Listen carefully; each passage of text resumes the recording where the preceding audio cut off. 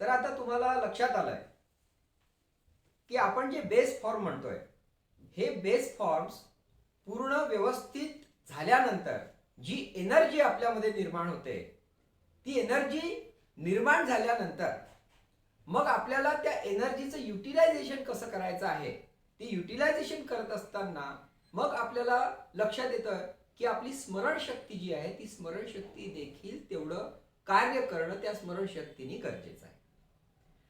मग त्या स्मरणशक्तीच्या संदर्भात मी तुम्हाला काही मुद्दे सांगितले आणि जेव्हा असं घडतं की मनुष्य स्वतःच्या जीवनाचं ध्येय गाठण्यासाठी जेव्हा बेस फॉर्मच्या माध्यमातून आपल्या जीवनाला उभारी देतो म्हणजे विल पॉवर, सेल्फ मोटिवेशन आणि बॉन्डिंग स्वतःसोबत आणि इतरांसोबत, हे जेव्हा त्याचं व्यवस्थित होतं तेव्हा त्याच्यामध्ये एक एनर्जी क्रिएट होते आणि ती एनर्जीचं युटिलायझेशन करताना जेव्हा त्याचं स्मरणशक्ती असं त्याला वाटतंय की ही स्मरणशक्ती देखील माझी जबरदस्त लेवलला कार्य करायला हवी, तर त्यासाठी जर आपण एक ट्रेनिंग घेऊन त्या स्मरणशक्तीला वाढवण्याचा प्रयत्न केला तर आपल्याला जबरदस्त असा इफेक्ट लाईफमध्ये येऊ शकतो.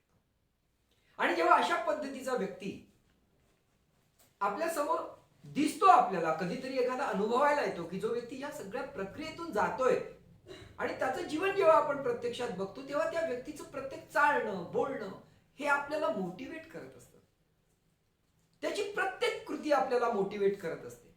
म्हणजे अगदी छोटी छोट्या कृतीतून इतर लोक मोटिवेट होतात कारण त्या व्यक्तीचा जो पाया आहे तो मजबूत असतो. त्याला कुठल्याही गोष्टीचा असा परिणाम, विपरीत परिणाम त्याच्यावर होत नाही. आणि हेच बेस फॉर्मचं सगळ्यात महत्वाचं लक्षण आहे. आता मला तुम्हाला हे सांगायचंय की प्रत्येक व्यक्ती जो धडपड करतोय ते काहीतरी प्राप्त करण्यासाठी करतोय. त्याला काहीतरी प्राप्त करायचं आहे. तो व्यक्ती कुठला पण असो, कुठल्याही वयोगटातला असो, प्रत्येक व्यक्तीला एक ध्येय आहे की मला अमुक अमुक गोष्ट साध्य करायची. मग ती साध्य करत असताना जे वर्क तुम्हाला करायचं आहे त्या वर्कची प्रोडक्टिव्हिटी तुम्हाला वाढवणं गरजेचं आहे. आता वर्क प्रोडक्टिव्हिटी कशी वाढवायची त्यासाठीच मी तुम्हाला सांगितलं की हा बेस जर चांगला असेल तर आपली एनर्जी चांगली असते आणि एनर्जी चांगली असेल तर आपली स्मरणशक्तीचा वापर करून आपण आपली लेवल अचीव करू शकतो. मग ह्या सगळ्या गोष्टी जेव्हा एकत्रित येतात तेव्हा मग प्रश्न पडतो की जे वर्क मला करायचं आहे त्या वर्क मधनं मला प्रोडक्टिव्हिटी निर्माण करायची. मग ही वर्क प्रोडक्टिव्हिटी वाढवण्यासाठी काय करायचं? कारण वर्क तर प्रत्येक जण करतात, असं नाही की वर्क कोणी करत नाही. प्रत्येक व्यक्ती वर्क करतोय, पण त्या वर्क मधून जे आउटपुट आपल्याला अपेक्षित असतं तेच आउटपुट जर मिळवायचं असेल तर त्याला म्हणतात वर्क प्रोडक्टिव्हिटी. मग ती वर्क प्रोडक्टिव्हिटी वाढवण्यासाठी काही विशिष्ट स्टेप्स आहेत. एक साधारण 7 प्रकारच्या स्टेप्स आहेत ज्या स्टेप्स मधून आपण आपली वर्क प्रोडक्टिव्हिटी वाढवू शकतो. मग सगळ्यात महत्वाचा मुद्दा काय आहे की जेव्हा आपण आपलं काम करतो तेव्हाच्या कामाच्या संदर्भामध्ये खूप सारे टास्क असतात. वेगवेगळ्या टास्क मधून आपण आपलं कामाला न्याय देण्याचा प्रयत्न करतो. मग पहिली स्टेप ही आहे की आपलं जे कामाचं प्राधान्यक्रम आहे ते ठरवणं फार महत्वाचं आहे. वर्क प्रोडक्टिव्हिटी वाढवण्यासाठी सगळ्यात पहिली स्टेप म्हणजे आपल्या कामाचं प्राधान्यक्रम ठरवणं. खूप सारे व्यक्ती काम करतात पण त्यांचं प्राधान्यक्रम कधीच ठरत नाही. मग वेगवेगळी कामं वेगवेगळ्या वेळेत असं केल्यामुळे त्यांची प्रोडक्टिव्हिटी कमी होते.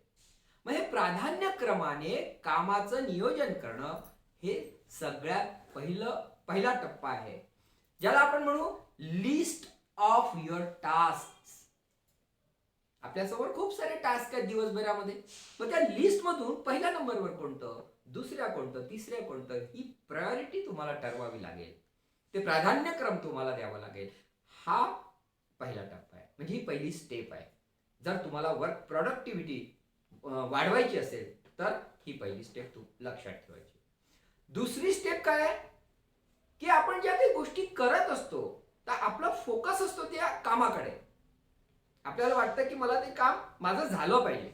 पण हे काम करत असताना दुसरा महत्वाचा टप्पा किंवा स्टेप ही आहे की विचलित होणाऱ्या प्रत्येक गोष्टींना टाळा.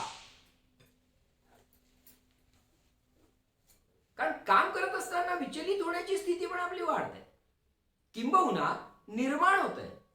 आपण जरी विचलित झालो नाही तरी समोरच्या कोणा दुसऱ्याकडूनही आपण विचलित होऊ शकतो. अशा काही घटना, असे काही प्रसंग आपल्या समोर होत राहतात. त्यामुळे विचलित होण्यापासून जर आपण स्वतःचं लक्ष आपण रक्षण करू शकलो तर हा दुसरा जो टप्पा आहे, ही जी दुसरी स्टेप आहे, या स्टेपमुळे देखील आपली वर्क प्रोडक्टिव्हिटी वाढू शकते. तिसरी जी स्टेप आहे, ती तिसरी स्टेप काय आहे की ज्या नकारात्मक बाबी असतात, कारण प्रत्येक व्यक्तीच्या समोर असं कधी घडत नाही की सगळं काही पॉझिटिव्ह होत आहे, असं कधी घडत नाही. खूप साऱ्या किंबहुना जास्तीत जास्त नकारात्मक बाबी घडतात. म्हणजे आपण काहीतरी करायला वेगळं काहीतरी जातो आणि घडतंय काहीतरी वेगळं, किंवा मनाच्या विरुद्ध घडण्याच्या जे काही प्रसंग आहेत जास्तीत जास्त घडतात. मग अशा वेळी एक नकारात्मकता आपल्याकडे निर्माण होऊ शकते किंवा आपल्यामध्ये ती नकारात्मकता येऊ शकते. तर या नकारात्मक बाबींपासून स्वतःचं रक्षण करणे ही तिसरी स्टेप आहे आपली वर्क प्रोडक्टिव्हिटी वाढवण्यासाठी. मग आता 3 मुद्दे तुमच्या लक्षात आले वर्क प्रोडक्टिव्हिटीसाठी. कामाचं प्राधान्यक्रम ठरवा, त्यानंतर विचलित होण्यापासून स्वतःला रोखलं पाहिजे. तिसरं म्हणजे नकारात्मक ज्या बाबी आहेत त्या नकारात्मक बाबींपासून स्वतःचं रक्षण करा. कारण जर तुम्ही या सगळ्या गोष्टीमध्ये मास्टर झालात, म्हणजे नकारात्मक ही फार मोठी गोष्ट आहे. आज या गोष्टीचे प्रत्येक जण पडतायत, म्हणजे त्यांना असं वाटतं की आपण या गोष्टीचे बळी पडतोय. मग या गोष्टीमध्ये जर आपण मास्टर बनलो तर you will be king of your productivity. आपल्या प्रोडक्टिव्हिटीचा आपण किंग होऊ केव्हा, जर आपण नकारात्मक गोष्टीपासून वाचवू शकलो आणि त्यात जर आपण स्वतःला मास्टर करू शकलो. ही तिसरी स्टेप. चौथी स्टेप काय आहे तर स्वतः सोबतच स्पर्धा करा. खूपदा दुसऱ्यांकडे बघून ईर्ष्या निर्माण होते आणि ईर्ष्येपायी आपलं ध्येय साध्य होत नाही, वर्क प्रोडक्टिव्हिटी देखील वाढत नाही. मग ती ईर्ष्या निर्माण करण्यापेक्षा आज मी जे काही आहे, जसा काही आहे, आज जी माझी स्थिती आहे त्यामध्ये मला वाढ दररोज करायची. माझ्या प्रत्येक गोष्टीच्या अपग्रेडेशन मला करायच्या, माझ्या स्किल डेव्हलपमेंट मला करायच्या. मग हे सगळं करत असताना जी काही स्पर्धा आहे, कॉम्पीट विथ युअरसेल्फ. तुमच्या स्वतःसोबत तुम्ही स्पर्धा करा, किंवा स्वतःचं जे काही आपण काम करतो आहे त्या कामाला कमी लेखू नका. बरेचदा असे पण विचार येतात, मी हे काम करतोय खरं, पण हे काम चांगलं वाटत नाही, माझ्यापेक्षा किती बाकी लोक किती चांगले कामं करतात, मग त्यांच्यासमोर माझं काम खूपच हलक्या दर्जाचं आहे की काय, असे मनात विचार येतात. यालाच नकारात्मकता म्हणतात. आणि म्हणून स्वतःच्या कामाला कधीही कमी लेखू नका. जे काही काम करतोय ते प्रामाणिकपणे आणि जे काही करायचं आहे त्याच्यात अपग्रेडेशन करण्याचा प्रयत्न करा. म्हणजेच स्वतः सोबतच स्पर्धा करा, इतरांपेक्षा स्पर्धा करण्यापेक्षा. आज मी जो आहे यापेक्षा मी उद्या किती चांगला होईल, उद्या मी जो आहे त्यापेक्षा मी परवा किती चांगला होईल, म्हणजे दिवसेंदिवस मी आहे त्यापेक्षा जास्त चांगला कसा होईल, असं जेव्हा आपण करायला लागू तेव्हा आपली वर्क प्रोडक्टिव्हिटी वाढते. पाचवा जो मुद्दा आहे, म्हणजे पाचवी जी स्टेप आहे ती म्हणजे बऱ्याच व्यक्तींना जे काही अपयश येतं किंवा आधी अपयश आलेलं असतं तर ते अपयश लोक विसरत नाही. त्याच अपयशाला घेऊन आजचं वर्क करत असतात. मग सगळ्यात महत्वाची पाचवी स्टेप म्हणजे मागील अपयशांना विसरा.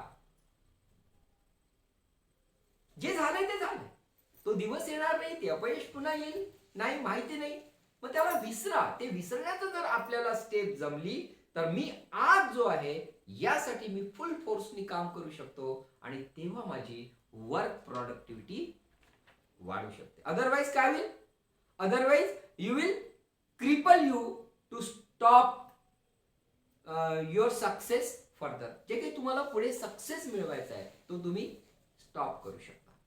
म्हणजे आपला सक्सेस स्टॉप करण्यापासून ते अचीव करण्यापासून आपण स्वतःला अदरवाईज रोखू शकतो. तसं होऊ नये म्हणून मागील जेवढंही अपयश झालं असेल त्या पूर्ण अपयशाला तुम्ही. आणि मग 6वी स्टेप येते, ती म्हणजे कुठलीही गोष्ट करत असताना बरेचदा आपल्या इमोशन्स अडचणीच्या ठरू शकतात. म्हणजे तुम्हाला प्रॉडक्टिव्हिटी जर वाढवायची असेल तर स्वतःच्या भावनांना, स्वतःवरच्या ज्या भावना आहेत, स्वतःच्या ज्या भावना आहेत त्या भावनांवर ताबा ठेवा आणि विचारांवर नियंत्रण ठेवा. म्हणून 6वी स्टेप काय आहे? भारावून न जाणे हे शिका. आणि याचा संबंध इमोशन्सशी आहे. या इमोशन्सवर कंट्रोल करता आलं पाहिजे, विचारांवर कंट्रोल करता आलं पाहिजे. कधी कधी ओव्हरवेल्म होऊन जातो आपण. अति दुःख, अति आनंद, ह्या सगळ्या याच्यातून आपला जो फोकस राहतो कार्य करण्याचा तो कमी होतो आणि तिथे वर्क प्रोडक्टिव्हिटी कमी होऊ शकते. आणि म्हणून 6वी स्टेप आहे, भारावून, अतिशय अति भारावून न जाता आपल्या कामाला प्राधान्य द्या, हे शिका. ही 6वी स्टेप आहे. आणि 7वी स्टेप महत्वाची आहे आणि ती म्हणजे सतत शिकण्याची वृत्ती निर्माण करा.